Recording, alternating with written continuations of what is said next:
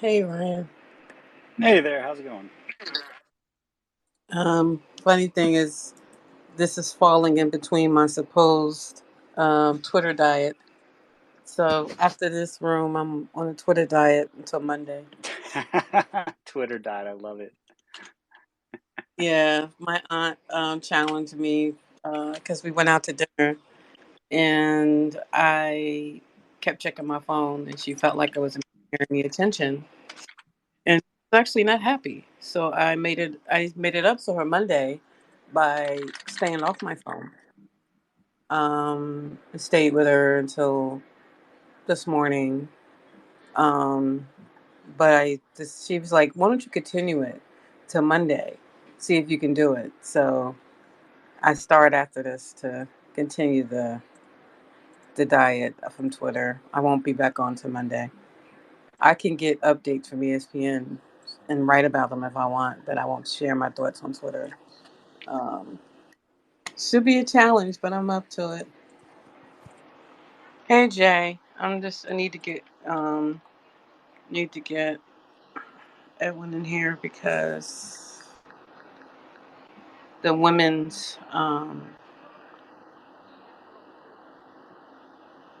the women's World Cup um, basketball World Cup is tonight. We will get started in just a second. Thanks for stopping by to rewind. Let me invite Edwin again. All right, and while you're doing But that, since we're recording, I can go over the topics we're going to cover.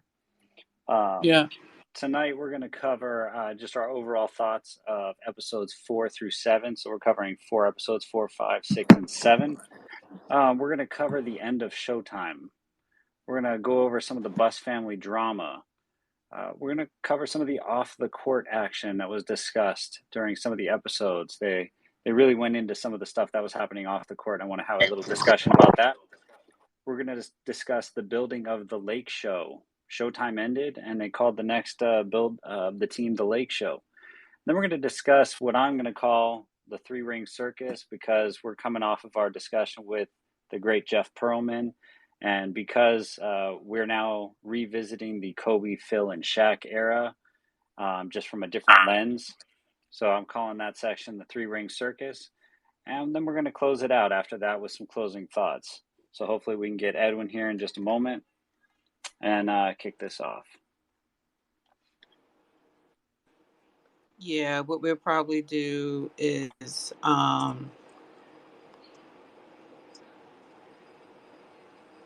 What we'll probably do is kick this off in just a second with uh, Ryan and I. Just want to give it a little bit more time, and we should be fine. All right, Malika. While we Awesome. wait for Edwin, do you want me to start kicking off the first topic? Oh, there he is. Let's get Edwin up on stage with a speaking role.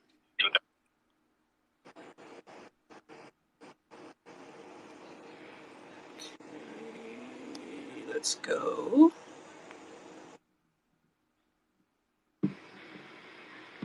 I just invited him up, so All right, he should be up here in a second. We could get started chatting, and he'll be up. There he is. all right, sounds good. Just to kick this off, here's what we're looking at. We have 4 episodes to cover. A lot happened in these 4 episodes. Just to recap what we're going to talk about today, I won't go over the topic list, but just what happened in these episodes. Kareem Abdul-Jabbar, uh, in the future. The kind Is Ryan clear to you, Edwin, or is it just me? Yeah, he sounds like a robot right now.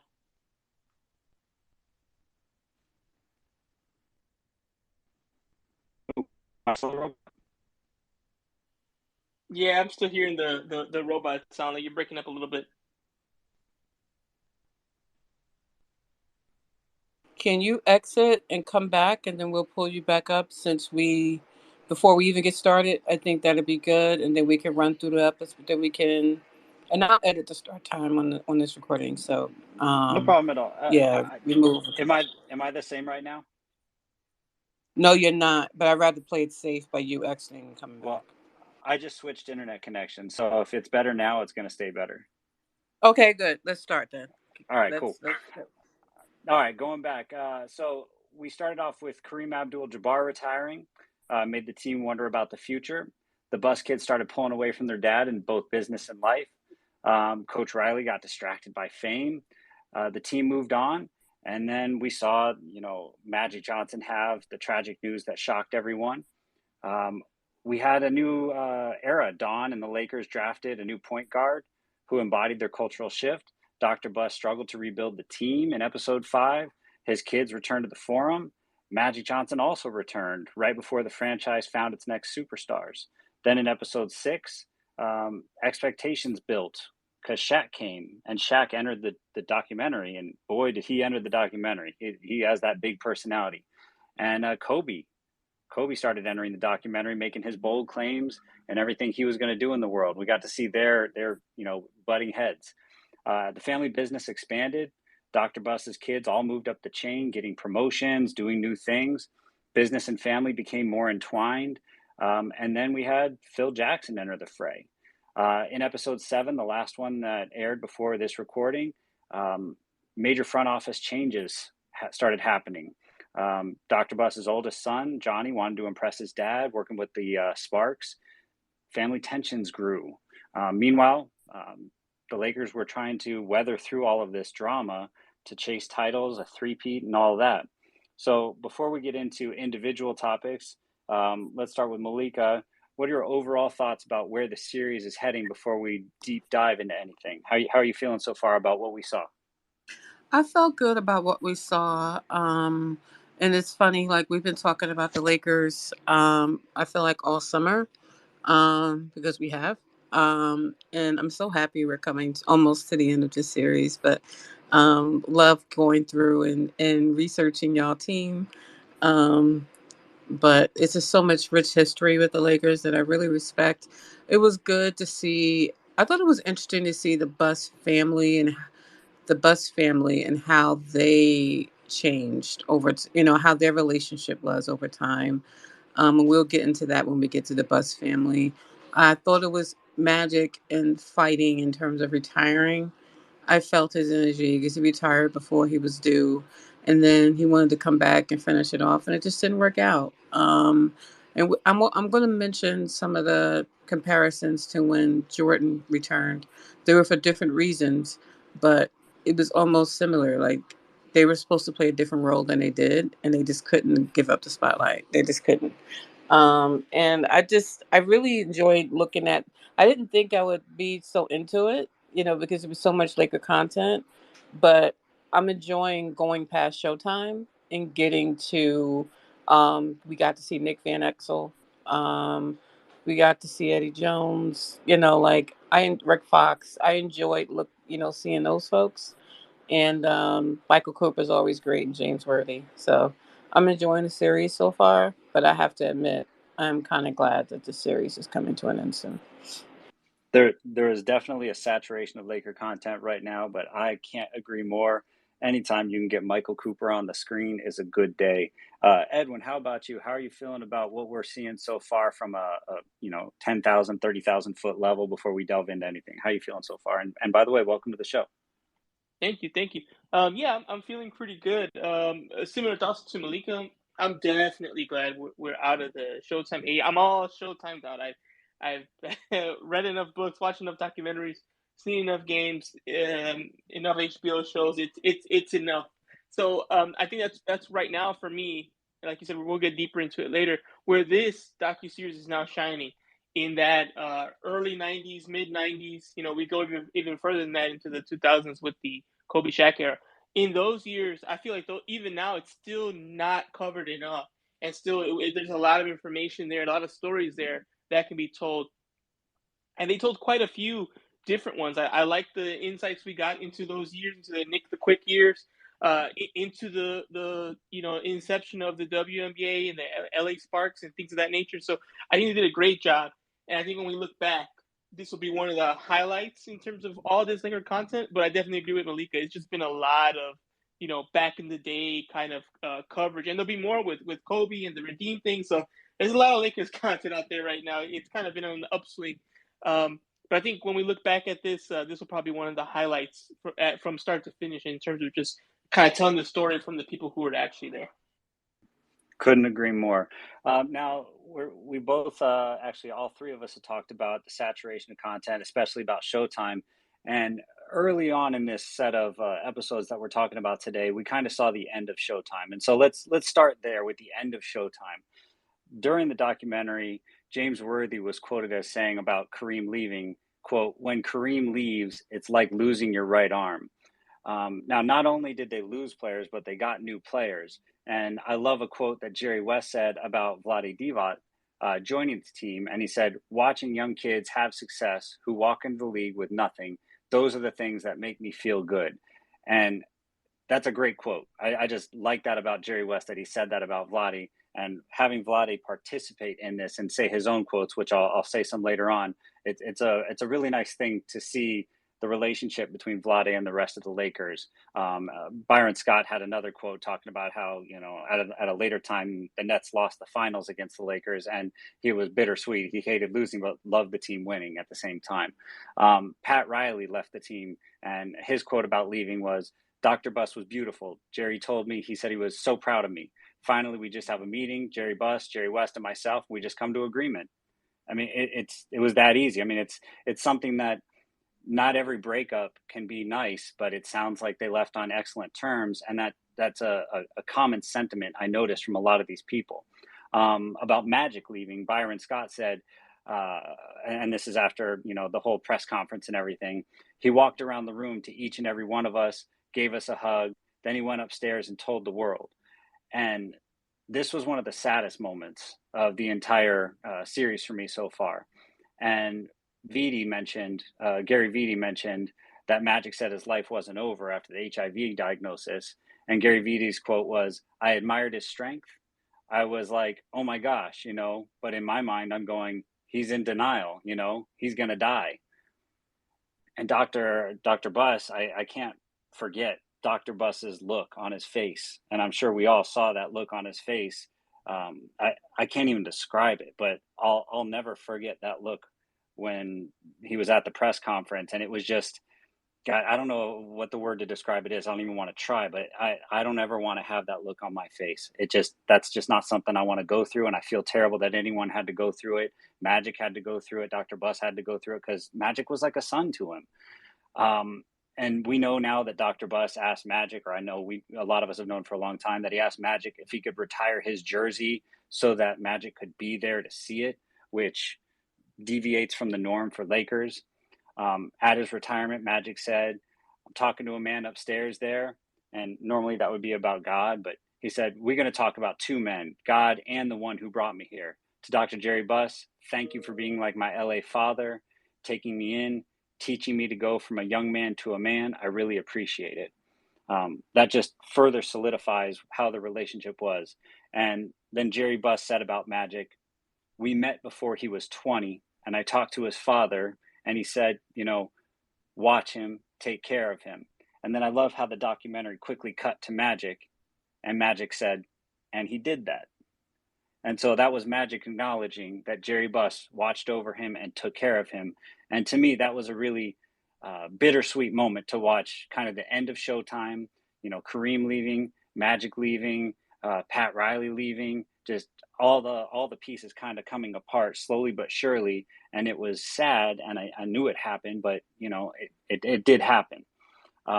Let's start with Edwin here on this one. Edwin, how do you feel about the end of Showtime? Did you get any new information there? Did you know a lot of that? How did you feel about, the looks you saw, the quotes you got? What are your thoughts? I knew just about all of that.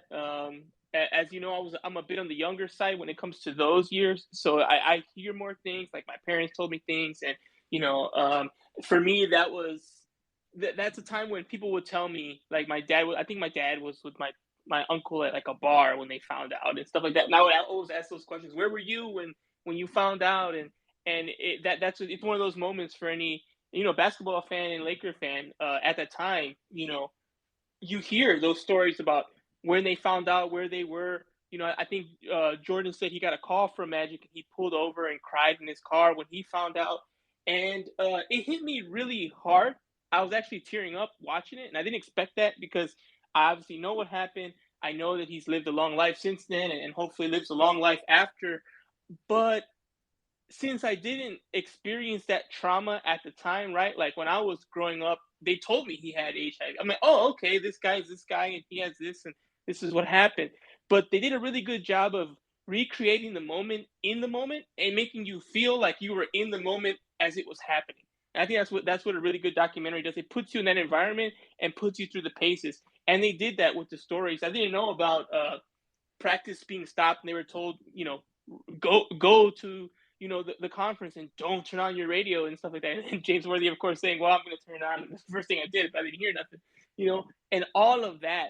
I think they did a really great job of that. And yeah, it hit me more emotionally than I thought it would because, like I said, it's an old story, but that just shows that they did a good job with the documentary to kind of make me feel something for a story that I already knew, how it ends and how it goes. I'm not afraid to admit I felt the same way. Malika, you're not a Laker fan, but you've been saturated with all this content. I can't help but imagine that you've gotten to know the story of a lot of these players. How did this hit you seeing the end of Showtime portrayed the way it was? Um, it was sad to see Dr. Jerry Buss's reaction, considering their relationship. And it was interesting. Magic is still with us. Magic is still with us. But to see, also before we even get to Magic, I thought it was interesting when um, they just had a reunion, but there was one player not there. And the player not there, um, like, why am I, I'm blanking on his name.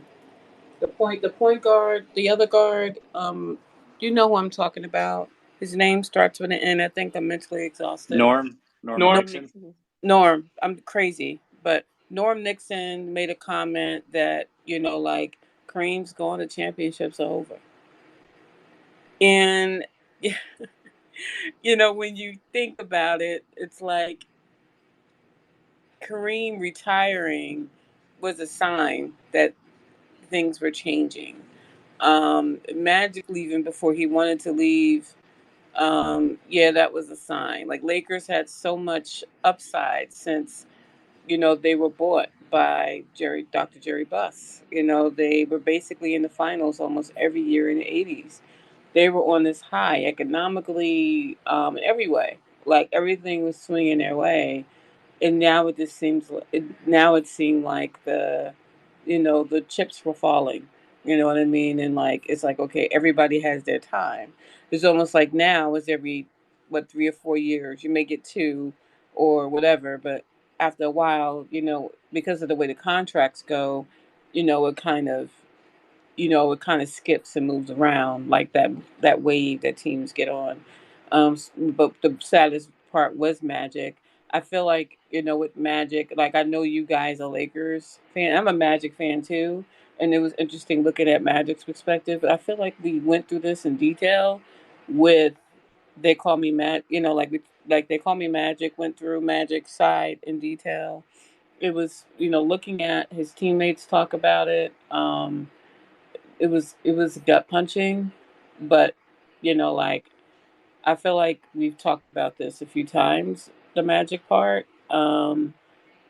But I love Magic. I'm glad he's still here with us, and yeah. But that was very sad. But we can kind of yeah. Um, Because, and also, I will say at the time, HIV/AIDS was a death sentence. It was, like, and I'm not ashamed to admit this. My mom passed away of AIDS in 1995. At that time, it was absolutely a death sentence, and rich people and were also dying. Remember Rock Hudson and some of these people with money were also dying. So it looked like it didn't, AIDS didn't have, it didn't matter whether you were rich, whether you were poor. The medicine just wasn't apparently like to people, like it wasn't widely available if it could keep you alive. And it really depended on your immune system. But More prayers and power. Prayer is powerful, and I'm glad Magic is still here. He was a great for AIDS awareness, everywhere. Like people became more aware. And I remember when James Worthy was like, the first thing he thought about is that could have been any of us. That's what everybody was saying in the NBA world. That could have been any of us. That could have been any of us. So I think his legacy is he really awakened and shook up heterosexual men, and and everybody felt like it can happen to them because it happened to Magic. It could happen to me. So I think that's one of the things that happened. But blessings to Magic. All right, thank you very much, Malika. I share those sentiments completely. We're going to move on to our next topic, which is the Bus family. A lot of drama went on in the Bus family in these episodes, these 4 episodes we're talking about. I'm going to touch on just a few topics. There's too many things that went on in these episodes to touch on all of them. So I hope that Edwin and Malika can help me out with a couple more. But a couple of the things that went on, for one thing that I found interesting was at one time they brought up Jerry Buss trying to buy the Dallas Cowboys and being turned down because religious groups said he was too much of a playboy.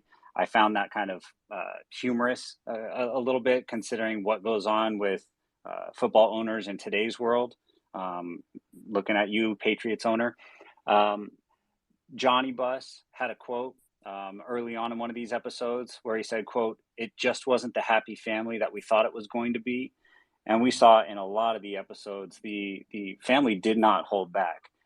We saw some major truths, them talking about each other getting jobs that they thought should have been theirs.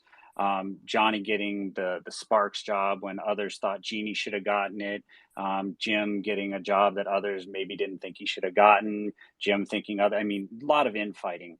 At one point, Jeannie was given an opportunity to be the forum manager when Claire Rothman left the position. And Dr. Buss said to Jeannie, quote, "As your boss, I'm offering you the job. As your father, I'm recommending you don't take it." And we saw a lot in this documentary about how Jeannie's entire life has been basically controlled by the Lakers.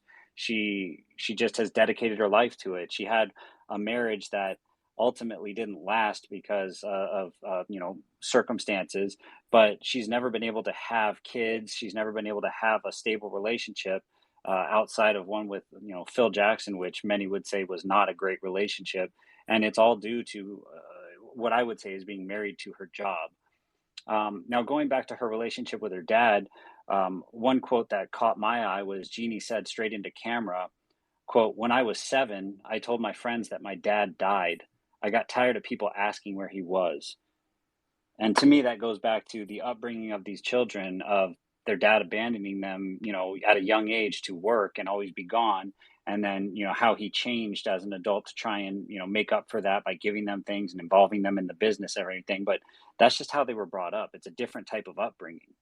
Now, I mentioned Jeannie dated Phil, and I got a 5-word quote from Jerry West that I'm just going to say. Jerry West literally said 5 words about Jeannie dating Phil. He said, quote, "I did not like it." And I thought that was funny, but it just goes to show that was a precarious position for Jeannie to put the franchise in, but it somehow did not tank the entire thing while it happened, at least. I mentioned Jeannie worked hard, didn't have a family. And I believe it was Linda Rambis who said this, quote, "Dr. Buss told her she didn't have to work so hard, but she thought it would please her dad to do so." And that kind of seemed like it was the driving force behind what she did. We know Johnny got the Sparks. Why not Jeannie? And Jeannie got the executive vice president at the Lakers. And a lot came up between Jeannie and Johnny about which job was ultimately better. And Johnny ultimately quit the Sparks job. And Jeannie continued on with the Lakers and is now the governor and heading up the organization. So I'm kind of curious if we're going to find Johnny regrets that. And then last but not least, on the Buss family, and I want to make this the first talking point, Jeannie let out with something I consider new information, that early on in her career as an NBA governor, she was at a Board of Governors event and she was groped while at a buffet. And it doesn't look like any of her siblings knew about that, because the camera quickly cut to a couple of her siblings. And I remember distinctly Jim looking directly into the camera and saying, "Did my dad know?" He seemed pretty upset about it. And that was upsetting to me to see. And I didn't see a whole lot of coverage in the news about that, but I didn't hear anything about that. Like, was this known? I don't know. So I want to actually start with Malika on this one. If you don't mind, talking about the Jeannie issue first, being groped at an event, but then we can go into all the rest of the Bus family drama. Jeannie, let's talk about the Bus family drama, starting with Jeannie getting groped at an NBA Board of Governors event. Go ahead, Malika. Um, we also have to remember not that this is no excuse for what she went through, for her being groped at such an important and pivotal meeting for the NBA. It had to be embarrassing. She had to have feelings of shame. Like, like to be, for you to be the only woman in the room, because they were basically saying she was the only woman in the room, as an alternate governor, and, like young and pretty. And, at the time, Mark Cuban was like, they were pretty, we were the youngest things in the room, like the owners were pretty old, you know what I mean? And pretty much older. And, the old boys club, basically. And I felt bad for Jeannie. But remember a few years earlier, and I think this is things some people forget about. She posed nude in Playboy. And Jeannie talked about how proud she was of posing nude in Playboy and what that brought her. But some were worried about, whether that will basically follow her. I don't think it had any bearing. Like, you look at Jeannie now, she's the governor. Like, some Laker fans may not like everything she does, but she's basically lived and breathed the Lakers since she entered the organization, and was groomed by her father. But I felt bad for her that she went through that experience. But hey, she's a governor now. She's the league governor for the Lakers. But for her to go through that as a young woman in silence, because she couldn't confide in her siblings, probably didn't confide in her dad. She just carried that with her. Like, it's probably because she was embarrassed. Like, he sends her to this meeting, and this happens. She probably was embarrassed and didn't want to tell anyone, which is why it was a surprise to folks, and let alone tell her father, "Oh, I went to this meeting and I was groped." Like, what, you know what I mean? Like, his response was probably, like, his response probably would have been, can you imagine, like how he covered a Genie? So like, for her to be in that position is like, you feel violated. So I really felt for her. Did you want me to go through some of my other thoughts, or you want to leave it at Genie for now? Oh, no, feel free to talk about any other Bus family drama. I thought the oldest, Johnny Bus is his name, I believe. He's interesting, and he had an interesting relationship with his father. Um, I remember one of the first few episodes when Magic made a comment about like Magic, like Dr. Jerry Buss was like a father to him, and how Johnny busted it. They cut to Johnny, but I don't know how much he was like a father, because, like, I don't know about, like, he's sensitive about that relationship, because he even said later in that episode that he was jealous of all going to the Playboy Mansion. And then it looks like Jerry Buss also had a good relationship with his son Jim, the one that, because Jim did pretty much what he wanted to do, really. Like, owning the horses. He enjoyed life, hanging out, partying. So that was his party dog for a while too, like his son Jim. But Johnny, like, he always was looking to me, he was always looking to please his father. And so when he was given the Sparks job, like, he was basically the lead of the Sparks.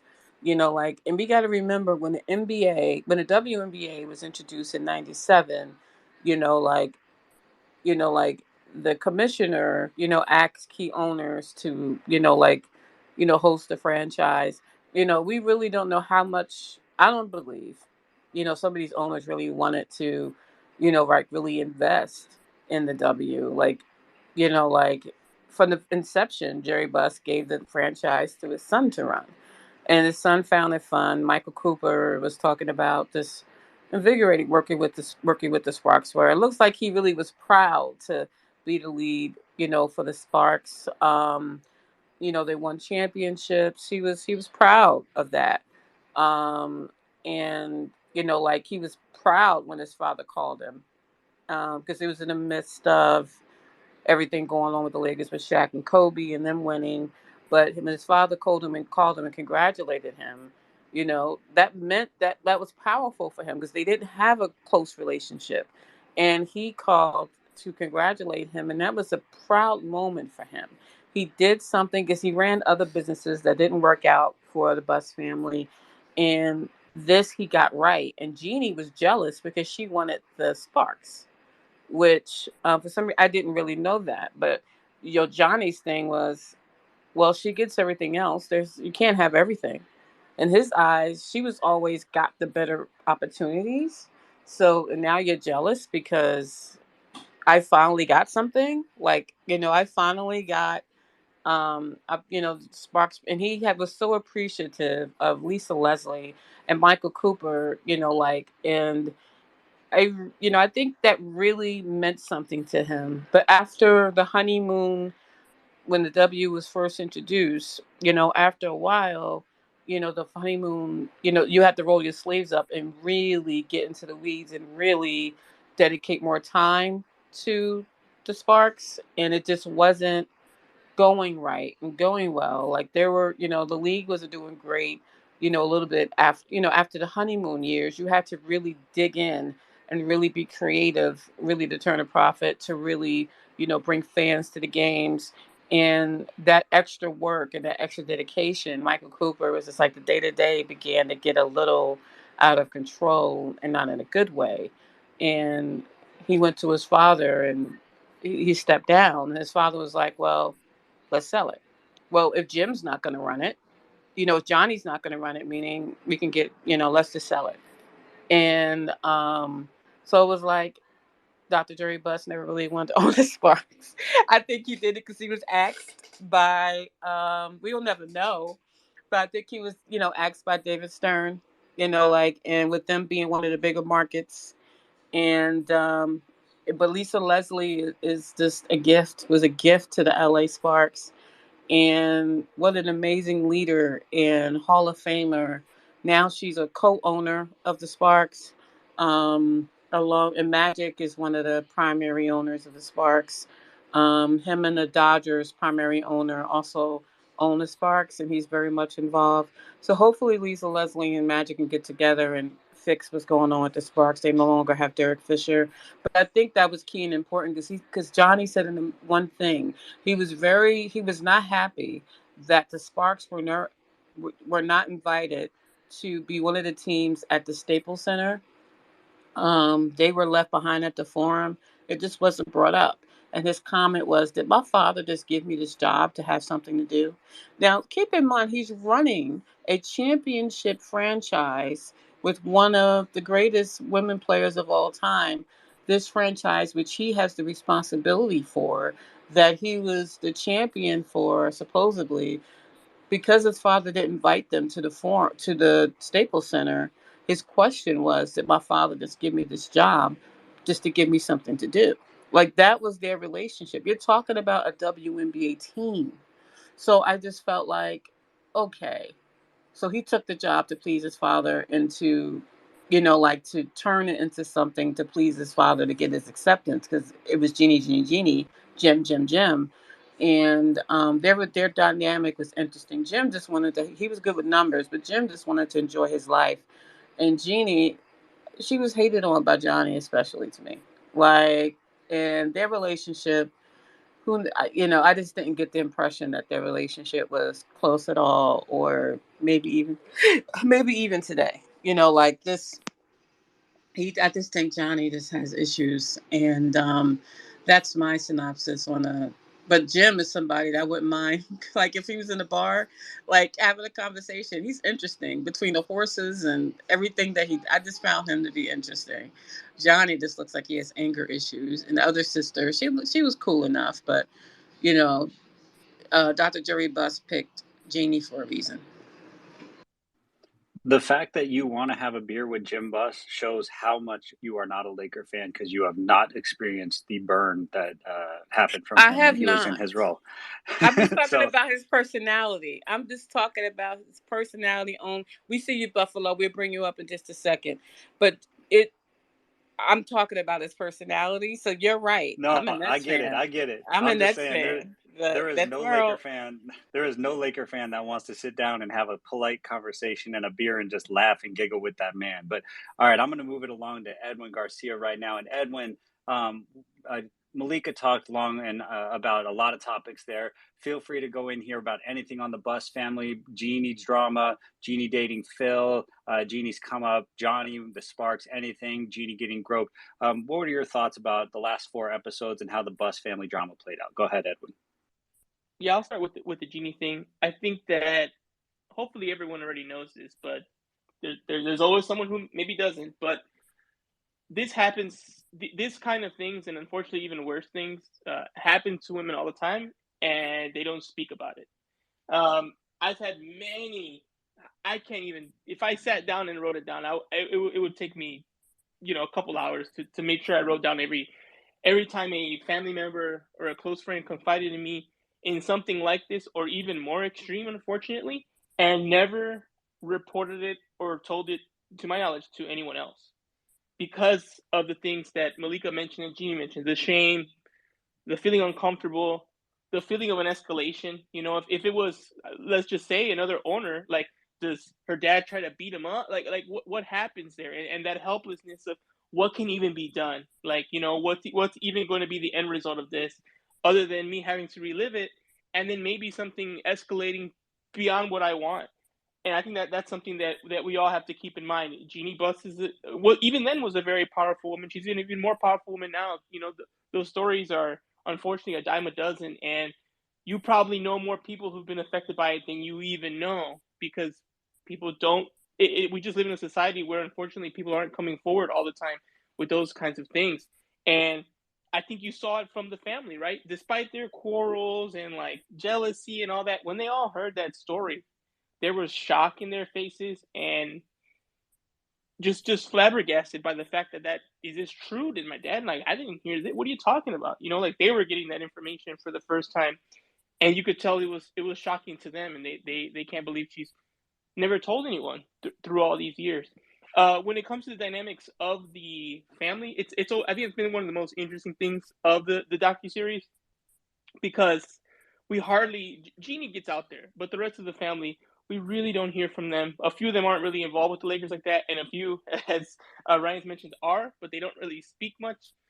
Every now and then at like a big event or something, someone gets a microphone by them, but they don't have appearances of that nature with the organization, like at media availability or anything like that. So seeing them talk and kind of even bicker in between, we hear a lot of these things as rumblings, reports, rumors, power struggles. That we hear about those things, but this docuseries is really showing it and bringing it out to the limelight a little bit more.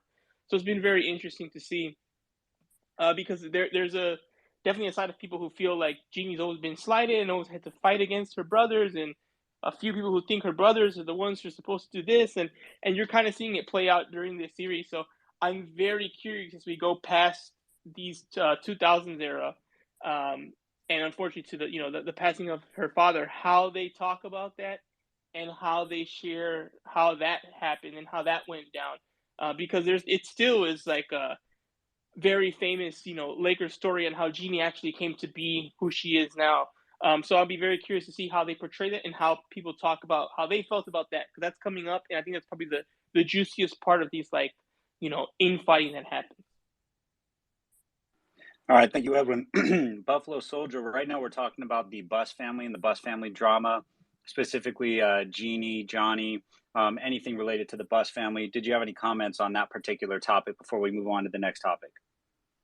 Yeah, I think for me the thing that was pretty evident is one, I think there's a level of obvious respect, you know what I'm saying, as for their siblings, and I think they respect them on that level. I don't think they necessarily like each other. Like I don't really get I didn't get the vibe that they were kind of where if they weren't siblings they would have glowing things to say about each other or they would hang out. I think it was like, oh yeah, that's him.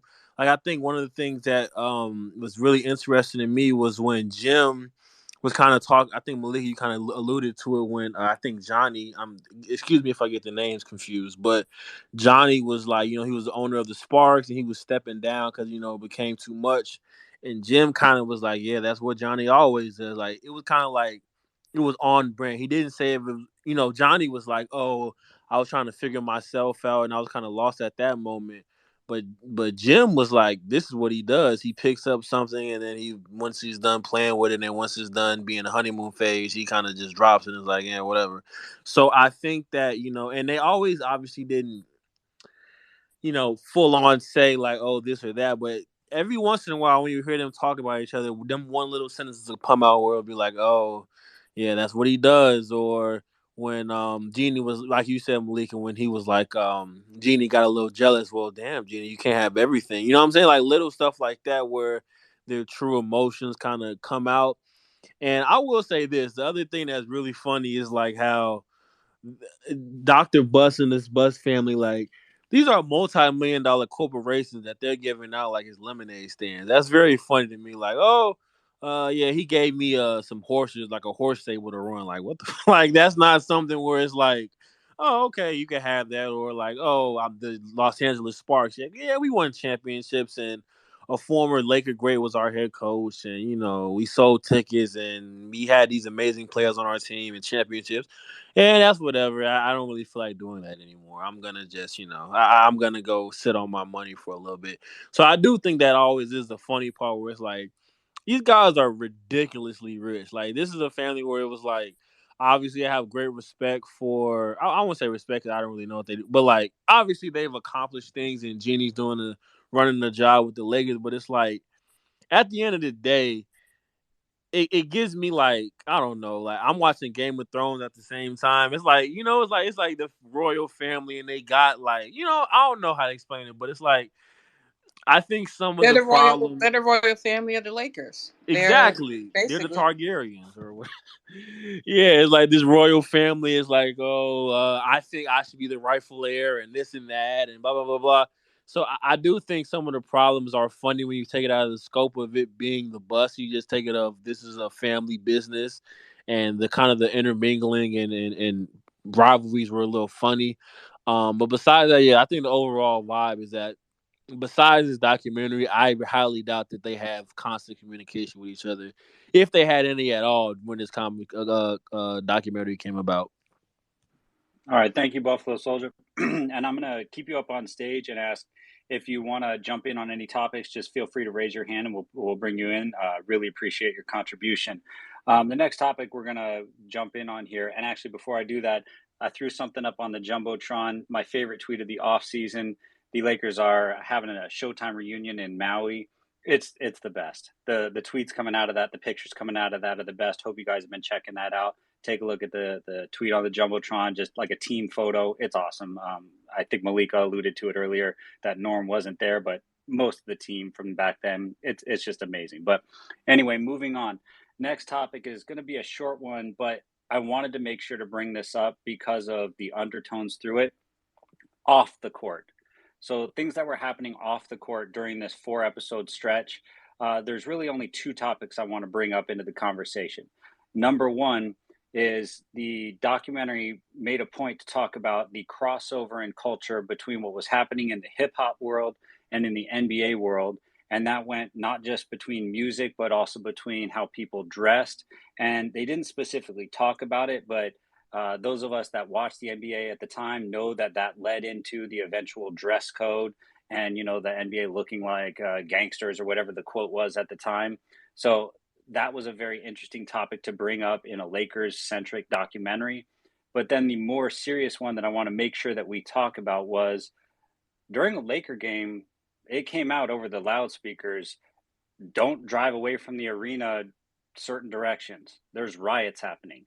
And those of us that were alive at the time know how the Rodney King riots felt, how it happened, how scary it could have been for those that were in the area.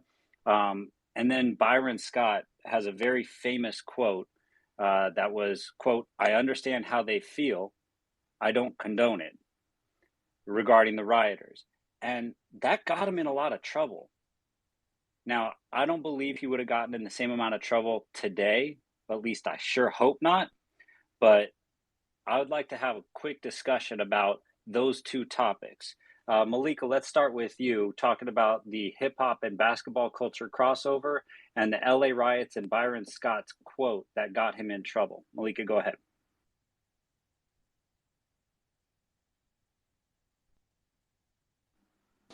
I'm in the Edwin, go first and I'll go after him.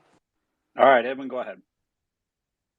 Yeah. So again, this is why we say when anyone says stick to sports or sports is it's in a vacuum, it's not. It lives and breathes with us and with our culture and how we are in our culture at the time. And I think this is a perfect example, right? Hip hop people are wearing more loose clothing, more baggy clothing. They're a little more flashier. Guess what? The jerseys are a little looser. The shorts are a little bit bigger. You're seeing more flashiness and swag, if you will, on the court because that's the way the culture is. That's the expressiveness of the '90s. It's expressing yourself in that way. So that's not going to go away just because they walk inside of the Forum or Staples Center. It's still gonna reverberate through everything we do because that's how politics and culture work in any medium everywhere. It just seeps into all our lives, everything. And the NBA is a perfect example of that. Unfortunately, the negative is the police brutality and those issues. LA is a big city. It's a world city with a lot of people, and there's a lot of issues with police surveillance, and we all know the Rodney King tapes. I don't think anyone needs to you know learn about that from me. You can see the videos. There's so many documentaries and things of that nature, and the riots that happened because of it.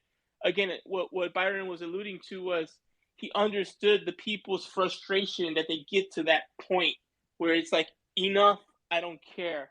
I don't care anymore. I'm not gonna fill out a form. I'm not gonna fill a complaint anymore. I'm done. And again, America just in general is a very violent state. That's how that's how our government solves problems. We go to war. We invade people all the time.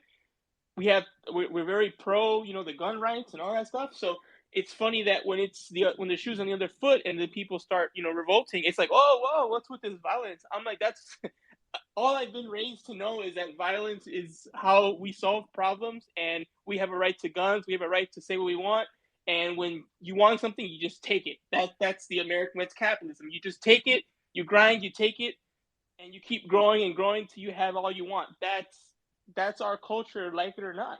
And when people at the bottom get frustrated, that's what happens. And that's really what Byron Scott was alluding to. He was saying he doesn't condone to this degree, but he understands how people from the community that he was from, which was also in Los Angeles, get to the point where they're sick and tired and they're not going to hear another speech from the mayor.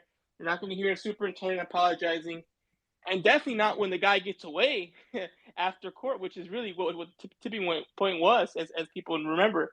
And yeah, it's a very serious topics, and unfortunately, there's still topics we deal with to this day because things are still not in an ideal place.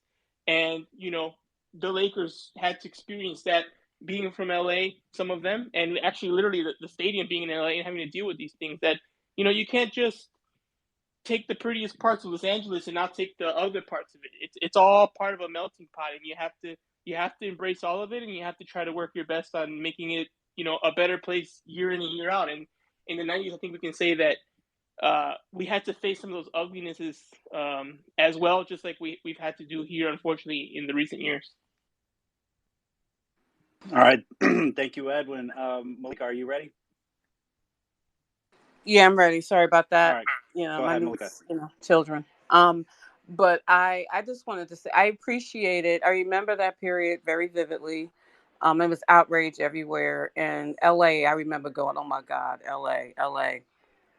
The riots. I mean, I appreciated Byron Scott for using his voice and for expressing how he felt despite the backlash he received. Like living in my little bubble, being outraged with the verdict, and watching this happen. Even when there's video, I was just like, there's just no hope. Like, you felt like the hope, was gone. And I didn't know, like, of course, I learned in the doc that Byron Scott, like, faced some backlash, and like, he spoke because, like, he understood. He's from South Central. um, he understood. He understood what the community and what people were feeling, and he expressed it. He didn't keep it hidden, and I appreciate that he did that. But that was, like, and that his teammates understood also. But I appreciate him for speaking out, and I appreciate that he was, like, he still, was a Laker, and he still felt like he could speak out. That's what I learned from that period. But it was a crazy time and outrageous. And we all know the damage done to LA at that time. You don't have to rehash that, down in South Central. But, like, those are my, thoughts on. I appreciated Byron Scott a lot. Buffalo, you want to go ahead? Before Buffalo goes in, Buffalo, I'm going to let you speak. I threw up on the Jumbotron a link to an LA Times article. I invite all of you to read it. There's a really good quote in there from Byron Scott who says, "What I said was that I couldn't condemn what the rioters were doing. What I meant was that I don't condemn people, that I don't judge them. I'm sorry if it came out wrong. Don't forget, I was pretty upset. That was my city out there that was burning. I was upset about the verdict, same way a lot of people were. I understood why so many people were so angry, but I never ever meant to suggest that I approved of what they were doing, that it was justified. What they did was horrible. It made me sick." Now, that's him having to do damage control after he got into all that trouble for saying it. Buffalo, why don't you go ahead now? Yeah, so a couple of things. One, to go to the hip hop part, that's always really fascinating to me because I'm 24 years old. So, I'll say, and I really started, like, obviously I like basketball growing up, but when I really started to really really love the game was in 2008 when Derrick Rose was drafted, being from Chicago. That's when I really started to watch every NBA game and really understand the NBA. And it's crazy to me that at one point hip hop wasn't as integral to the NBA as it is now. Like, you look up now, and every rookie coming in got a chain on, got some grills in their mouth. Hip hop and basketball is like synonymous almost in pop culture. I say that um, hip hop is the new pop music, and basketball is the most popular sport now. They go hand in hand, and to think that marriage wasn't as seamless as it was before is fascinating. And I appreciate the athletes back then and the Allen Iversons of the world that kind of made it so, like, nah, this is what I listen to, this is the way I act, this is my culture, and I'm a rep it to the fullest extent. And then to the Byron Scott comments, they reminded me, obviously it's a different scenario, and Byron Scott and this man are two different people. But it reminded me of Malcolm X when he was asked about the assassination of JFK. After JFK was assassinated, he stated that the chickens have come to roost, or something along that line. And I think it's a similar kind of response in that it's very interesting how white people or the media tries to police the responses of marginalized people, which is something you can't do. Like, whatever response he had to that, or whatever response somebody, a minority or a marginalized person feels, that's their right to feel that way. And you're not in their shoes, so you can't police what they feel. And like you guys keep saying, Byron Scott is from LA. He lives with these people that you're saying, like, I think other thing too is, like, they actually see the people in these scenarios. It's not just on the news where it's like these random non faces that I don't really see. They're engaging in these acts. It's no, I have people either in my family or people that I've actually seen in real life, and I know are real people having these responses, and I understand their responses because we've gone through similar experiences. So, um, obviously try to obviously walk it back, and it's different now. I think he would have been able to stand on it a lot easier because I think people would have agreed with what he said. But I never knew he said that, and I never really knew the gravity of what was going on. I just moved to LA, so I really want to do some more research on the Rodney King riots and everything like that. But That when I first heard that Byron Scott quote, I thought of the Malcolm X quote because it's very similar in terms of y'all are shocked by this outcome, but I'm not shocked by this outcome. Like this is a culture that I think has been existing for a while, for a long time, and you guys are just now acknowledging it because it's in your face. But I've known this has been my reality for a while. All right. Thank you again for your contribution. Really appreciate it. We're going to move on to our next topic, which is the Lake Show. The team got rebuilt, and we got to see that in, I guess, probably late episode 5, early episode 6.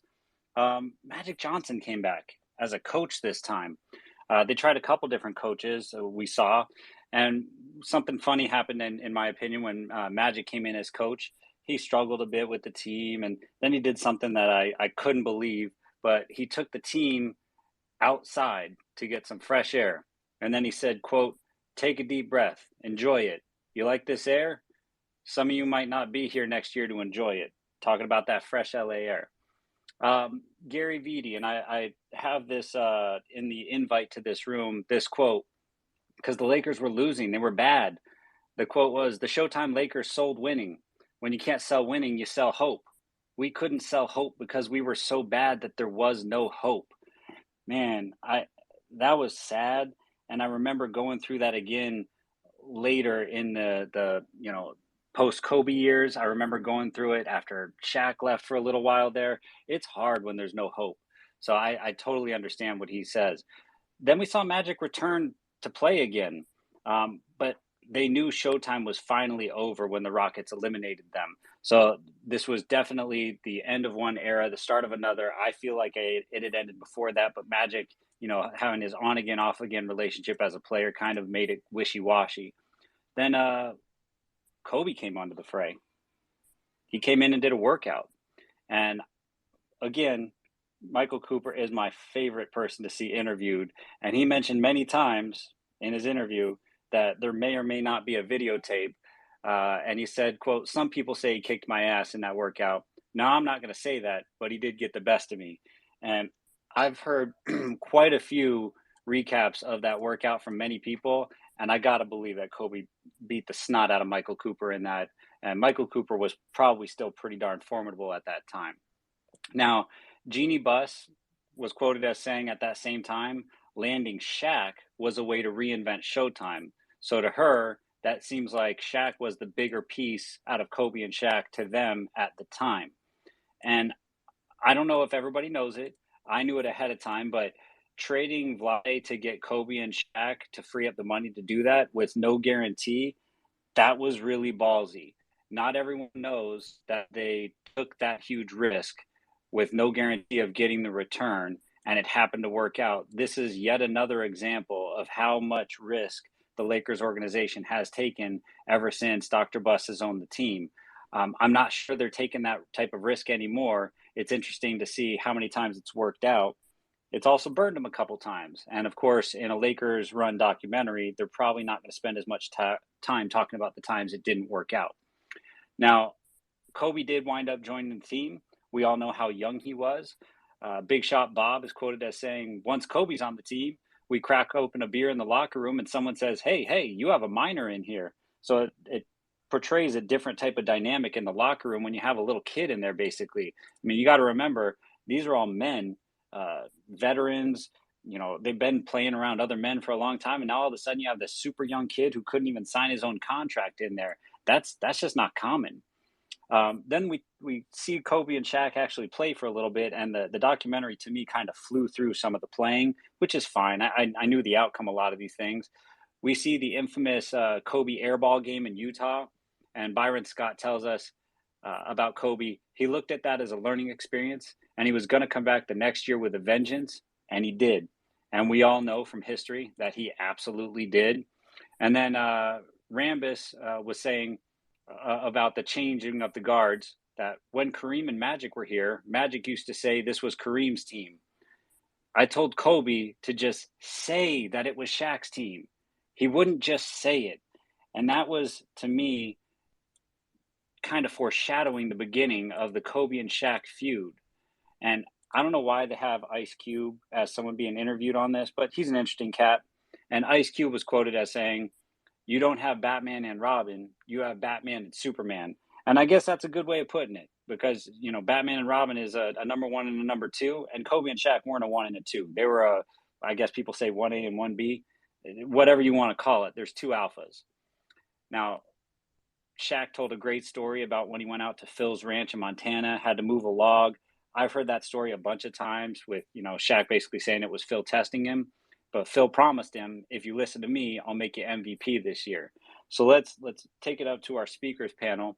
Let's talk about building the Lake Show. Did you learn anything new? Were there any surprises? Any comments you want to make? Let's start with Edwin, who I think you probably know a lot of this like I did. Any surprises? Anything new? Did you like the way they told this? Any comments, Edwin? Yeah, this I pretty much, this is all, at this point, this is all stuff that I really pretty much know. I did like what Malika mentioned about, I never compared Magic's return to Jordan's return, but they are kind of similar in that they probably both shouldn't have returned. But I think everyone, at least for a little bit of time, was happy.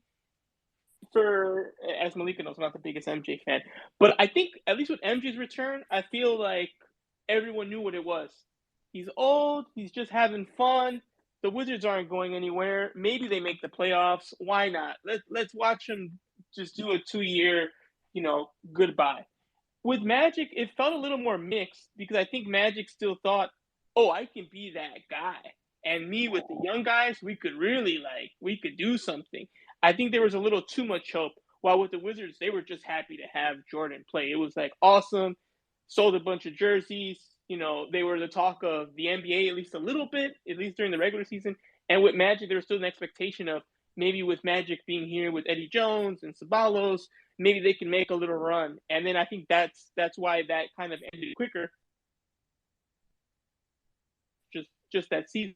And it was good compared to at least the Magic, the Jordan Wizard years.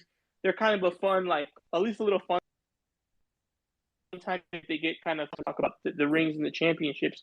So I think that it was an interesting comparison Malika made. Other than that, I don't have too many comments on this era. I did think it was interesting how quickly they went through the draft. The 96 draft's known as one of the most, notorious drafts, so talent stack from top to bottom. And the Lakers were a little more nefarious with getting that draft pick that they didn't really talk about, which I was waiting to see, if they were. They basically, they wanted Kobe. They knew Kobe had to drop, and they did different things to different teams. One example was that they insisted he would not play, near his hometown, and if he got drafted there, that he wouldn't play. He would refuse to play, and as Kobe later admitted, I would have played anywhere, but I kept it up because he also wanted to be a Laker. So there's a lot of those kind of backdoor rumors and kind of trying to dissuade teams from making the move. They never really talked about it. They kind of talked he just dropped somehow, but he kind of dropped because they were working on it from behind the scenes. So I found it interesting, the omission of that. But other than that, it was a good moment. I always like watching any Nick Van Exel highlights and the Lake Show was definitely a vibe, and for most people, especially my age, that's our team. That was the first baby Lakers. Watching those guys come up and hoping they'd make it, and then realizing maybe there would have to be moves made to actually win.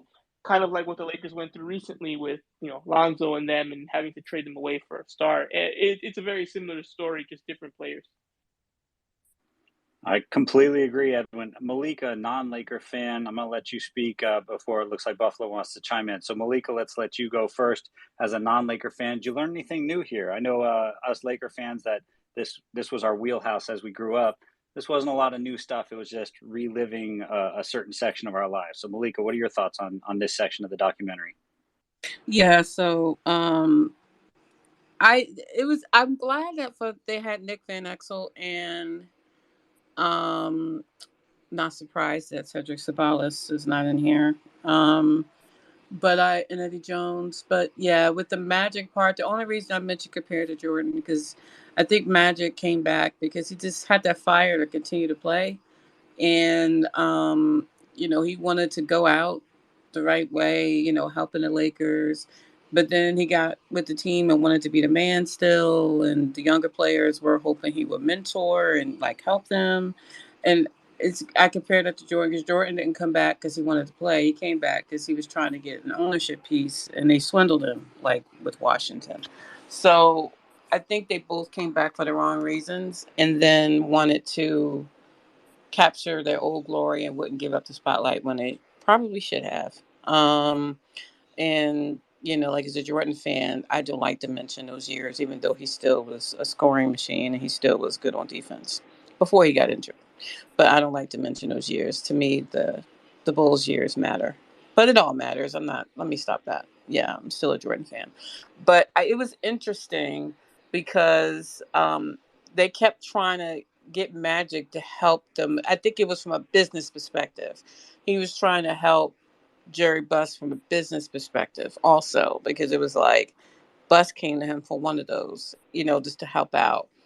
Maybe if Magic's there, it might bring more people to the arena or whatever. With the coaching part and, when he came back the second time because they were so close. But it was interesting looking at because I've also just finished reading Circus. I literally just finished it. Um, and so it was interesting looking at them on this documentary. It kind of jived what they were talking about here, jive what I read in Three Ring Circus. And then Kobe, whew, I wish he was here for this documentary because his first few years, I mean, from reading Three Ring Circus, we know what his first few years and playing with Kobe was like. Um, and so how they're covering him in his doc feels similar. Like he was a very young man at the time. He was mature beyond his years in some, you know what I mean, in some ways he wasn't. And we'll get into more into that, but I just felt like, yeah, it was interesting. This was an interesting time, the losing seasons, trying to rejuvenate the franchise.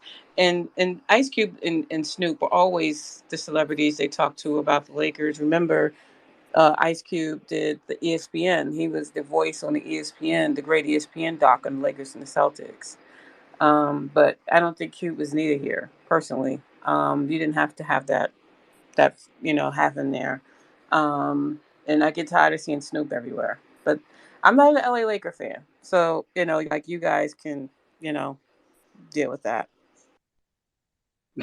All right, thank you, Malika. Now, Edwin, I want to make a comment about the Kobe draft and them not mentioning what the Lakers did. We saw a lot of that in I think the Three Ring Circus book and maybe in a couple spots. What stood out to me was this is produced by the Buss family and the Lakers organization. So we always got to remember what lens we're looking at a topic through. And I don't think the Lakers are going to shed a lot of light on some of the maybe nefarious things they may have done to pull that off. So I agree with you. We didn't see the full scope of how they did that. They just kind of glossed over it a little bit. And with that, I'm going to let Buffalo talk. At 24 years old, this was not a lake show that happened as part of your life. This team wasn't built, probably when you were a huge basketball fan. So, what was this like seeing this for you? Was this new to you? Did you know a lot of this? Give us your thoughts. Yeah, so it's funny. So I remember kind of going back a little bit. I remember when I watched like the Dream Team documentary, and I seen Magic Johnson was in and came back, and I'm like, I remember thinking like, wait a second, didn't he retire? Like, didn't he have to like medically retire like the year before or something like? So I was a little confused. I never really understood the Magic Johnson, how that season kind of went for him. I remember, obviously going on like Basketball Reference, and you go on this page and it's like he retired in like 91 or something like that. And then it says the rest of it like did not play for illness, and he came back that one season in 95. So I never really understood the story of how that came about. Now looking back, I see that it's, it was a Magic Johnson was kind of the nostalgia, crutch for Dr. Buss. Like they came into it together. He was the kind of guy he went back to kind of rekindle that flame, and it just didn't work out. So I was glad I kind of got some coverage on that. But as regards to the Lake Show, it's funny, man. I really love watching throwback highlights, and I've always been a big fan of Nick Van Exel and Andy Jones, man. I really love Nick Van Exel's game. I always thought he was one of the more underrated guards. He's left-handed. I always thought he was a smooth player, so I always kind of followed him. I never really knew the success of the team, but I did watch his highlights a lot growing up. But when you guys get a chance, I really wanted to talk about Kobe, or if I could talk about it now, that'd be great, because some of the stuff I found out about Kobe and his doc was pretty eye-opening to me. Our next topic is the three-ring circus: Kobe, Shaq, and Phil. Okay, cool. All right. So, anything else on the Lake Shore? Or do you want me to jump in to the next topic? Oh no, I can go ahead and jump in. All right, cool. So we'll jump right into the three-ring circus: Kobe Kobe, time. Shaq, and Phil. Yes, ma'am. All right, so the three-ring circus section of our show tonight, I'm going to start with what happened shortly after they built this team. And one of the things that happened was Jerry West had to go. Him and Phil did not see eye to eye, apparently. Brian Shaw said about the Jerry West retirement, you just got the feeling inside that there was something personal between the two of them, Phil and Jerry. Shaq said, Jerry's my Jerry's my guy. I wanted to stand up for him, but he said, nope, stand down, big fella. Brian Shaw saw that Mitch Kupchak was brought in and said the respect level that was shown to Mitch was very different from what was shown to Jerry West. And then when asked about Mitch Kupchak, Shaq said, I don't want to talk about Mitch. I'm a Jerry West guy. So a very, very different feel to the franchise when it comes to the changing of the guard, the changing of the general managers. And then we got to see the three-peat. And I'm not going to lie, I didn't take a lot of notes.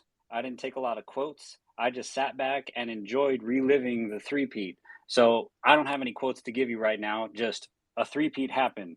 The Lakers won a lot, and it was really great to watch it happen again.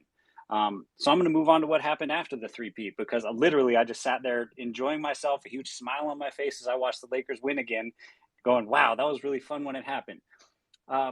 Carmelo Anthony showed his face on this documentary. And the reason why they interviewed him was they brought up the Kobe rape trial.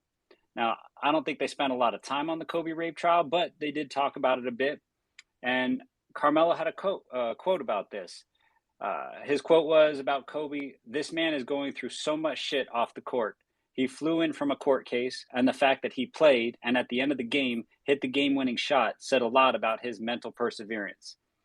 Now, I know that we can go all over the place when it comes to the Kobe rape trial.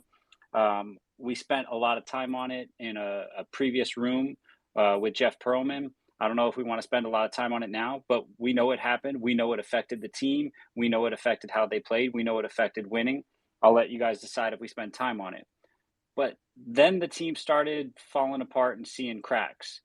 Kobe was quoted as saying to someone, I want to do this without a dominant big man.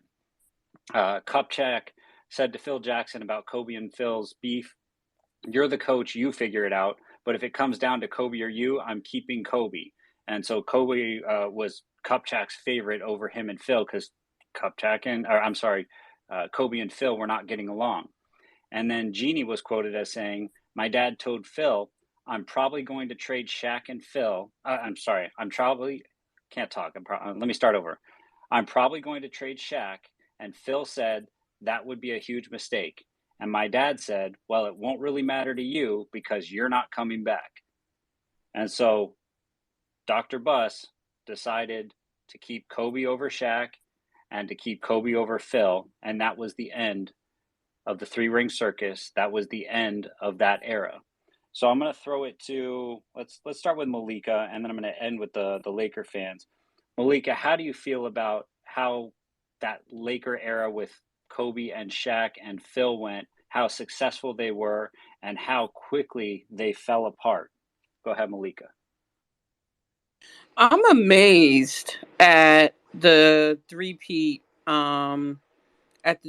Lakers, because when you read Three Ring Circus and when you listen to this doc, those first few years were whew, like, Kobe drove the veterans insane.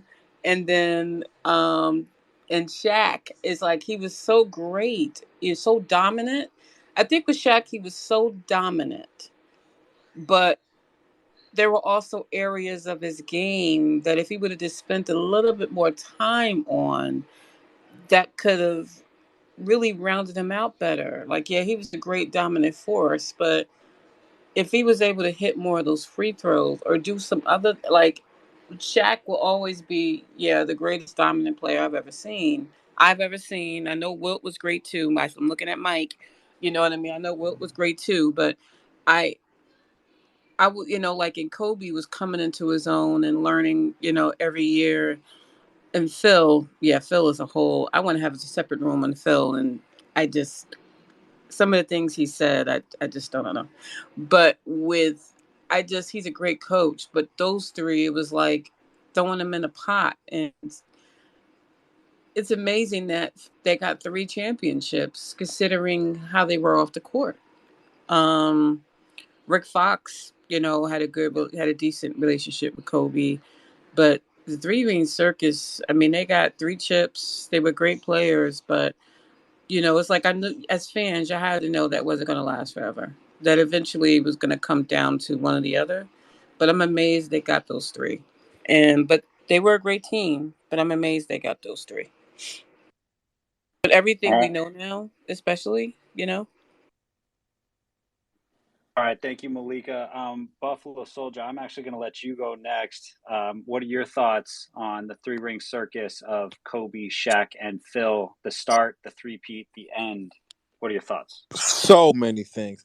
So first off, just just to address, so one thing that was really funny to me, two couple of things, but one was the Mitch Kupchak angle. How I remember the one story they told of Mitch Kupchak when he came on, his office was right above, like it was on the practice facility, and it was like right above the court or something. Like it was an eye shot of everybody, and Kobe and Shaq would just like throw basketballs at him, and he jump and he turn around and he'd be like, "What the heck?" And they would, treat him with a lack of disrespect. And that's funny to me because I follow the Charlotte Hornets pretty closely. LaMelo Ball is probably behind Luka Doncic, my favorite player in the NBA. And it's very funny how he runs the Charlotte Hornets organization with the I don't know, with a scent of arrogance. And it's very funny to see how the Lakers actually treated him and how people in Charlotte kind of regard his mystique. But anyways, another thing that was very interesting to me was when they kind of went over the Kings document, the Kings, I mean, series. Like I want to say about 2-3 weeks ago, we were in the same space. And we were talking about Tim Donaghy and that whole ref scandal, and in the documentary they're kind of like, oh yeah, we are kind of just struggling those first couple of games, and then Game 7 happened, like, oh, we pulled it out. So it's very funny how they didn't talk about the actual intricacies of the game or how they struggled or anything. It was just like, oh, we were struggling, but we knew we were going to beat them in the end. And whether or not you want to say that series was rigged or whatever, it's just funny how that didn't even cross the psyche of them.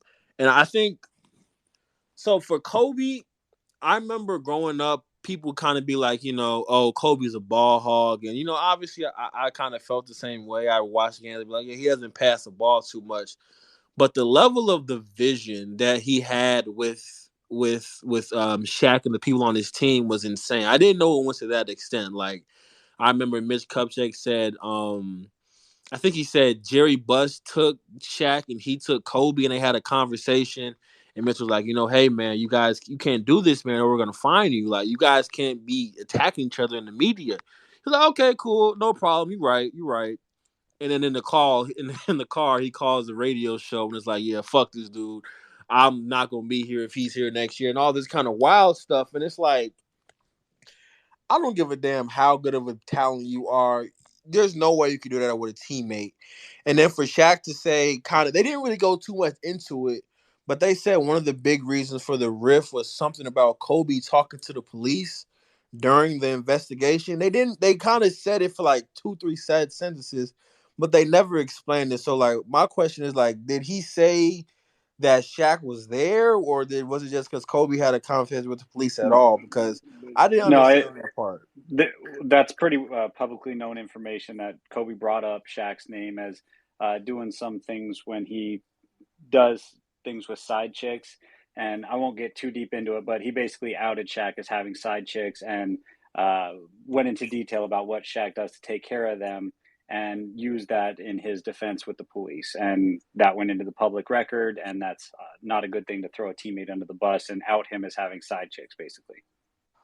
Well, I'm glad you explained that. Hell no, that's not a good thing to out in the public. Your fellow teammates your fellow teammates business like that. But yeah, the fact that they were able to have that and accomplish 3 championships out of that is ridiculous, and it just shows how dominant of a force those two were, and kind of giving Kobe a little bit of slack. I mean, I would understand it, man, if I'm every summer busting my ass so I can get better and better and better. And, I take this shit really seriously. I'm the first one here, I'm the last one to leave. And then the loudest guy in the room comes in, and every time he comes into camp, he's fat and out of shape. We got to wait a couple minutes, and it's like, dude, I'm ready to go now. And you over here BSing coming into camp out of shape. So I can kind of understand where he would get upset from. But still, the fact that they were able to even win 3 championships with that is ridiculous to me. All right, thank you very much. Edwin, I'm going to let you go, and then Mike from OC, welcome to the stage. I'm going to have you go after Edwin, but let's start with Edwin Garcia. Thoughts on the 3-ring circus, the three-peat, and the fall from the top. Edwin, let's go. Yeah, this is, again, now we're really getting deeper and deeper into everything that I know. They won because they were just the more talented team, and despite the circus around them, you didn't really see it on the court. You didn't see Kobe and Shaq arguing and bickering and even like that pushing and shoving match the Lakers had last year. I think in the second game against the Suns, with Dwight Howard and AD. Nothing like that ever happened during the Kobe Shaq era on the court. It was always off the court BS, off the court drama. Always. When the ball went up in the air, it was all business. And that's why they were able to win, because despite all the hoopla, Kobe always wants to win. And, Shaq does show up in those big games. Maybe he didn't show up every single game, but he'd show up in the big games. He knew when it was game time, and he knew how to, play to his dominant self during those 16 wins that you need, in the summertime. So that's why they were able to win despite all the tension. But because of that tension, they didn't win more. That team should have won. That should have been just like Jordan has 6. That team should have won, 4, 5, 6, 7 championships if they stayed together. There's no reason they couldn't. The reason they couldn't was because they couldn't get along. And even with the success, think about it. They broke the team up after making the finals. That was not a garbage team that, couldn't, get it done. That's a team that went to the finals. Karl Malone got injured, and they still were able to push through, and they lost to an incredible defensive dominant team in the Pistons. But they came out of the West, even in that year, and they still broke everything up because, again, the dynamics were just too much. And I think now people remember it a different way. I remember growing up, it was not unanimous who was better and who the team should be picking, Kobe or Shaq. It was not. A lot of people thought Kobe he's just the Robin. He's not Superman. He's just a Robin. He's a young ball hog. He's always going to mess up if he was just by himself. He's lucky Shaq's actually there, because Shaq's taking the brunt of everything. Shaq's a dominant player. You need a big to win in the NBA. That's the big. That's the star. And Kobe only looks good because he's riding on Shaq's coattails and being a Laker since birth, basically. There was a lot of people that thought that. And when the trade happened, it wasn't like a sigh of relief or, oh, now it's Kobe's team. It was very divisive in Laker Nation then. A lot of people did not agree. They blamed Kobe for everything. They blamed Kobe for Shaq leaving. They thought Shaq was the better player. And then when Shaq won the championship a couple years later with the Heat, it was more of that. It's like, you see, we made the wrong mistake. Shaq's having success. Kobe's over here demanding trades. This is a mess. Yeah, he's great, but he can't win because of how he plays. So now that we saw what happened, we know the whole story. Now that argument, no one's making that argument. But at the time, it wasn't as clear-cut as it is now. It was definitely divisive because you had people who thought Shaq was in the right, and you had people who thought Kobe was the future. Shaq even alluded to it during the docuseries when he says, oh, I know I'm older, and he's young, he's the future, whatever that means. Like, you know what that means? That means they think he's the guy who's going to come up and take over. And Shaq still was skeptical about that. At least it sounded, if I'm reading, between the lines there. So that's some of the stuff that the documentary kind of can't capture. If we had Twitter back then, there would be some Shaq stands, and there would be like crazy fights in spaces over Shaq versus Kobe, because it really was 60-40 either way. It was not unanimous who the team should be, riding along with. And I'm sure Mike remembers those radio station days and all that. It wasn't 100% one way either way. All right, Mike from the OC, welcome to the stage. We always love getting your opinion. Right now, we're talking the three-ring circus section of the documentary, which was the Kobe, Shaq, and Phil years, the three-peat, the Kobe rape trial, and then the team falling apart, which also started with the Jerry West leaving the team, getting replaced with Mitch Kupchak, and Shaq not being happy with that. And, ending with the decision to trade Shaq, keep Kobe, and let go of Phil. So what are your thoughts on, how that was portrayed? I know you lived through it. I know you're a huge Laker fan. Give us your thoughts on this section of how the documentary is portraying things. I got to be honest with you, Brian. I haven't seen the documentary, believe it or not. I haven't seen it. I'm sorry. I have not I'm watched the interjecting here. documentary. You hated Winning Time. Oh, no, I hate it Winning Time. No, I want to watch. I don't have Hulu, so, you're waiting for it to end, and then you'll just binge watch. Well, I get it, but Malika, let's be honest. I'll watch it and just keep nodding my head, right? Because I've lived through every minute of this whole organization. True. I've lived through I think it's funny you haven't waking watched it. day. Yeah. Now, I take it you guys like this better than Winning Time? I want to hear yes, hopefully. No. Yeah, I've heard good things about this. Personally, for me, as a person who is becoming more of a Lakers fan now, I'm not gonna lie. I moved to LA in December. I watched Winning Time, and now I've been watching this. I will say it's better than Winning Time.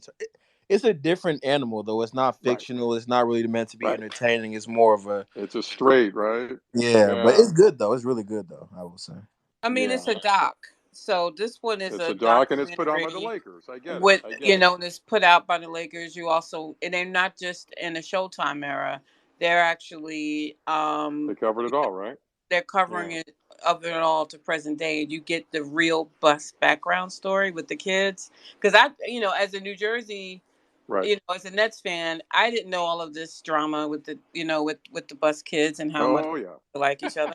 So it's new for me, but a lot go ahead. Of drama. You lived through it, so your perspective. Yeah, I lived through it. Listen, it's kind of the tale of, and I want to go through because you guys have covered everything. It's kind of the tale of two dynasties, right? The Showtime era, and then the Kobe Shaq era.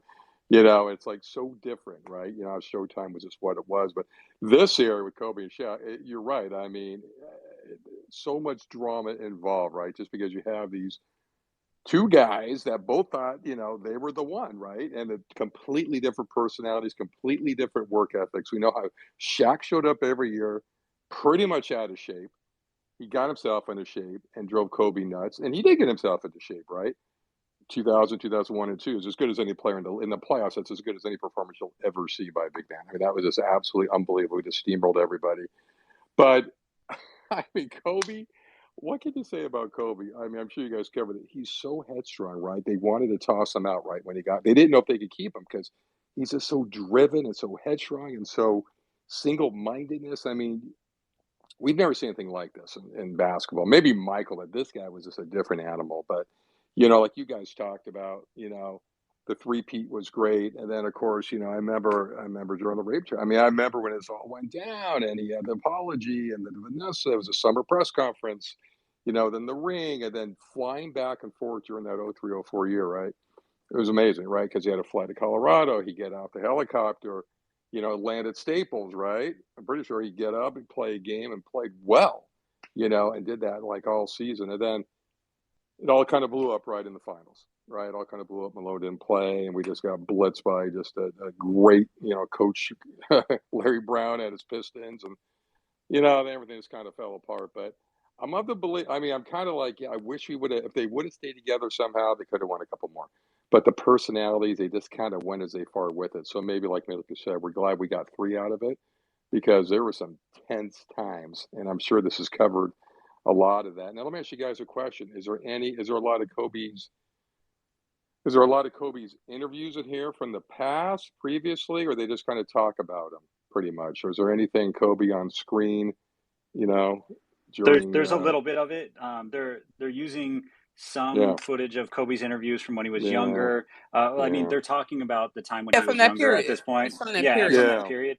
But they're not doing a lot of it. And for everyone else, they're doing fresh, 1080p high def straight into camera Oh, it would have been interviews. so And so good to hear him, wouldn't there's it? obviously Oh. a huge difference. And I mentioned it early on in the show when you weren't here yet, that Yeah. in episode 5, Shaq came on, and there was a huge thing when Shaq entered the time when the story, Right. started involving him. And so he started being interviewed, and Shaq's such an exuberant personality. Mm-hmm. He's such a big Mm-hmm. character that having him speak directly into camera made such a big difference. Sure. And to not have that from Kobe, you Oh, can feel the missing piece here, that we huge. only get old footage of him. So yes, we do have footage of Kobe, but it is not the same as everyone else. Jeannie is featured prominently with this direct Right. into camera. Shaq. I mean, you even got Ice Cube and Flea from Red Hot Right. Chili Peppers. You got Huge all of these fans. people. Oh yeah, Yeah. huge fans. I mean, you just got all these people, but we're missing Kobe, and it feels like we're missing Kobe. So yes, great question. He's not there. So eloquent, right? Kobe, so eloquent, and I really enjoyed all his interviews after he retired too. He was on Kimmel. Remember, he's on Jimmy Kimmel, and remember that time when the Lakers won a game with Nick Young, and they're celebrating, and he kind of looked at the D'Angelo, screen, yeah. shook his head like, "What the hell are you guys talking about?" Just yeah. I mean, still, he would have been terrific. Still so missed, but it's just. He's just right in the center of it all. Did they touch on um, his relationship with the parents and how that kind of fell apart after he married Vanessa and just kind of everything just split? That to me is very interesting. You guys should pick up. I recommend also, and I don't know if you saw this last month, the LA Times. Unbelievable. They put out because the Lakers are 75 years old, right, this year between Minneapolis and Los Angeles. Some of you guys knew that. So it's 75. They put out the best printed compilation I've ever seen on the Lakers. This covers it from Minneapolis all the way through all the great. The LA Times has some of the best writers ever sports writers. So you got Jim Murray, Plash, all these. They got all the articles on the Lakers when they came here, of course, through the Showtime years. It's amazing. I recommend you guys try to get a copy. It's like 40 pages in print. I'm sure there's digital copy too. Of course, I got the paper copy because I'm old. I want to keep that. I want to hold it. But so it's just awesome. There's so much coverage. I mean, even with Winning Time, which you guys know I'm down on, but we're just that organization. People cannot stop talking about us and continue to talk about us, good or bad. And you guys know, for me, it's really it's part of my DNA. I mean, for 52 years. I mean, when I saw my first game with Will, so it's kind of crazy that it goes back that far with me, but still could bring me to tears, could bring me to laugh, could bring me to cry. Just feel all the emotions because that's what it is. We have an iconic organization. But I'm looking forward to seeing this. But yeah, it's sad how it all broke up. It was time to go, and Shaq, and sent him off and, pay me the doctor bus, right, when he ran by and all that stuff. But I just appreciate the years that we had because, 17 titles overall, whatever the 17 titles. So whatever we won, we won. Whatever we lost, we lost. But man, more winning than not winning, and just a legacy.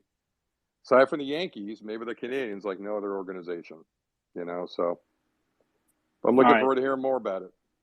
Thank you, Mike. Can hop in sooner. Yeah. Go ahead, Buffalo, before we move on. Yeah, so a couple things. So just one for Kobe. I will say this, man. I think maybe the I don't know. Kobe, he reminds me of Morgan Freeman in the way of every time I see this dude, he looks the same freaking age. Like when they were showing like his rookie coming into the NBA and like him just getting drafted, or the video of him and Byron Scott, they were like on the beach or something. He looked the exact same until the day I last saw him, except for the beard. He kind of got the beard once he retired.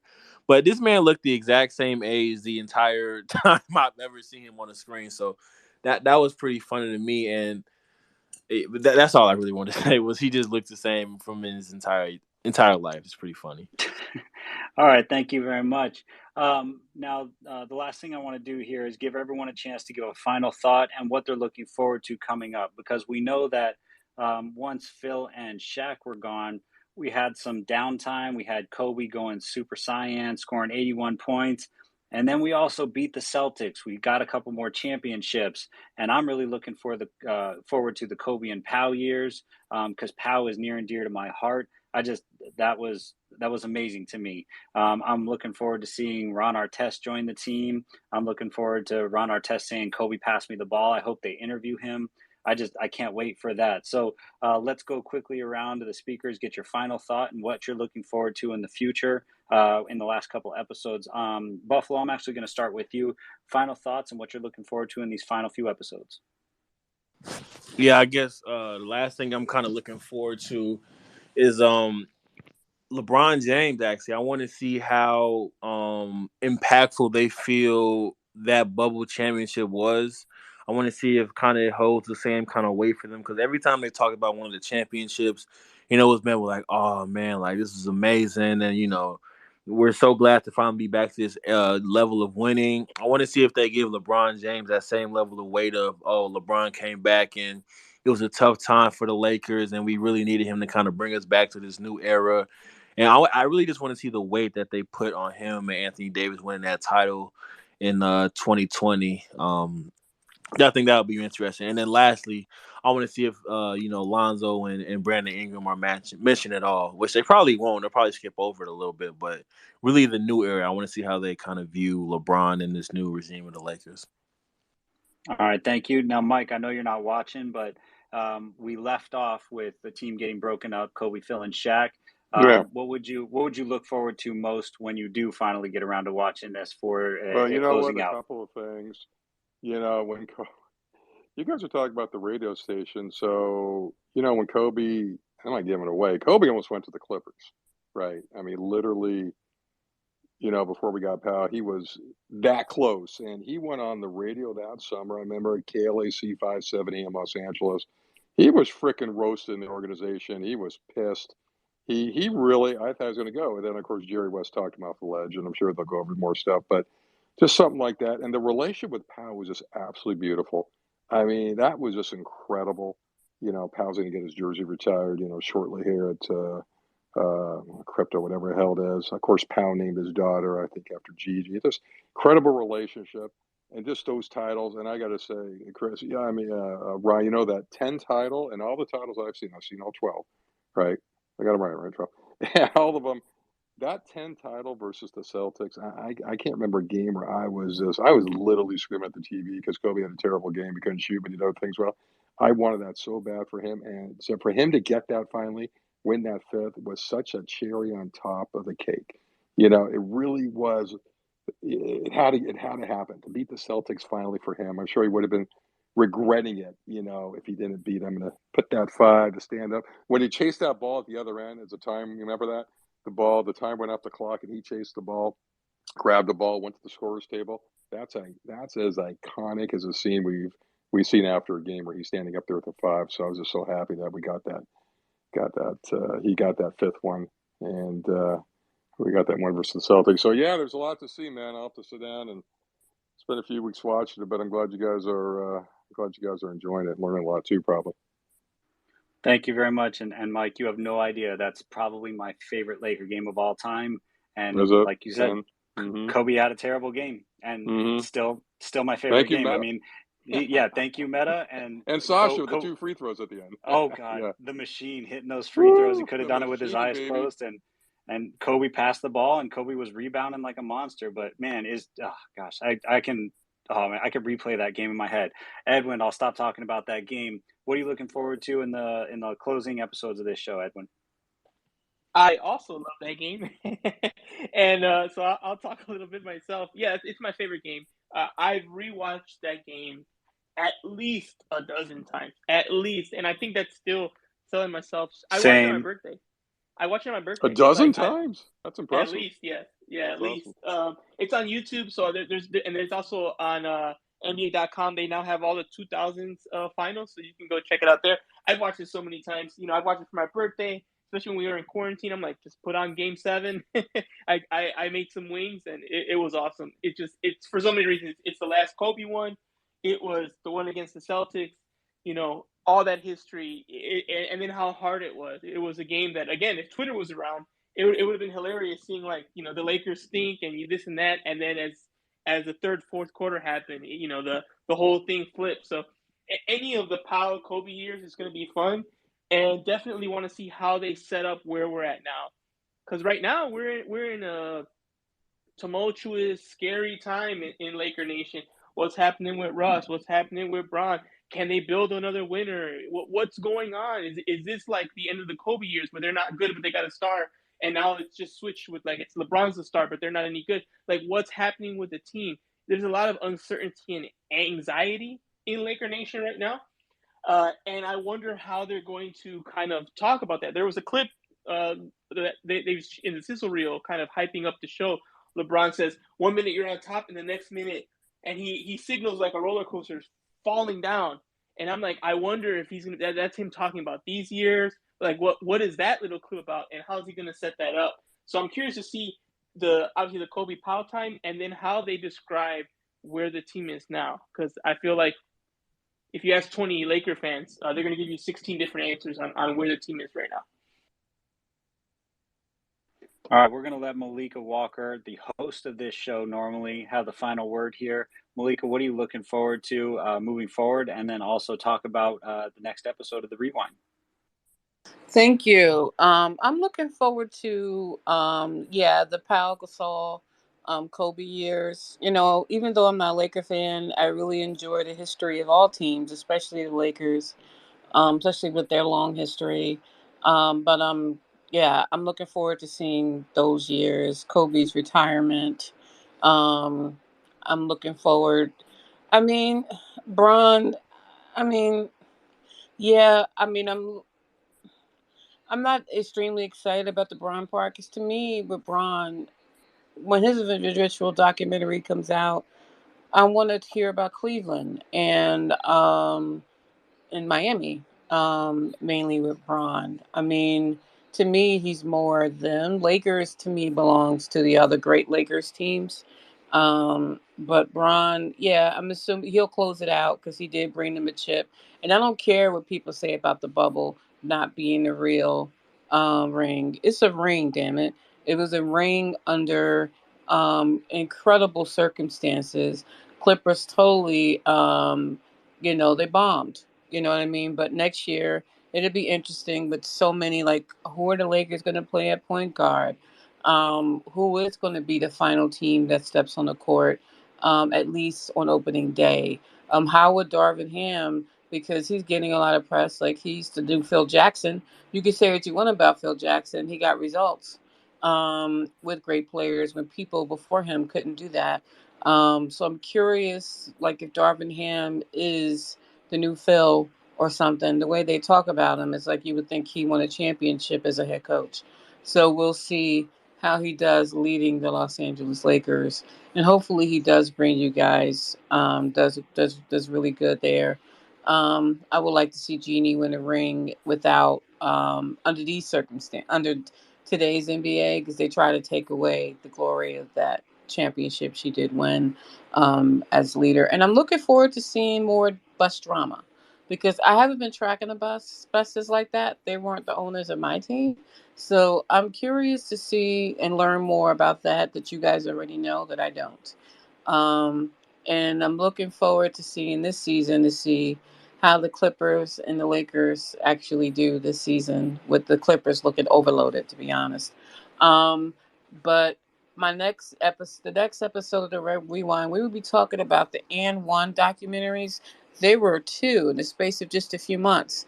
One of them was Untold: The Rise and Fall of And One on Netflix, and the other one was the ESPN 30 for 30 Greatest Mixtape Ever. We will talk about both those docs and really celebrate And One and talk about what happened there. So we'll talk about street ball and One, and join us. You could be a part of the discussion and jump on the stage. Buffalo, I'll come to you in a second.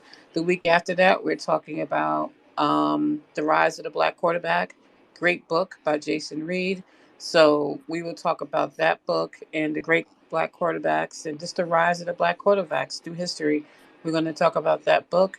The week after that, we're going to talk about the Redeem Team. So that documentary, I think, comes out October 7th. So you'll have a little time to watch it, and then we'll come together the following week and talk about the Redeem team in detail. So that is my upcoming shows. And Buffalo, did you want to say something?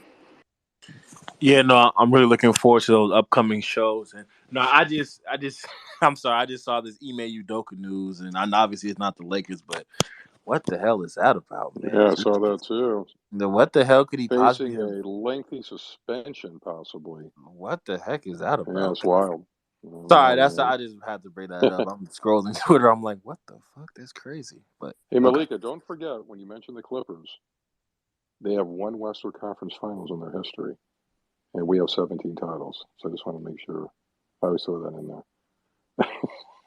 I'm tough on the Clippers. What can I say? I just don't. I just give them a lot. I give them a lot That's of grief, wrong. but it's all in love, right? That's cold, man. Cold but true. Oh my God, it's all fun, man. That's the way it is in LA. That's the way we do it.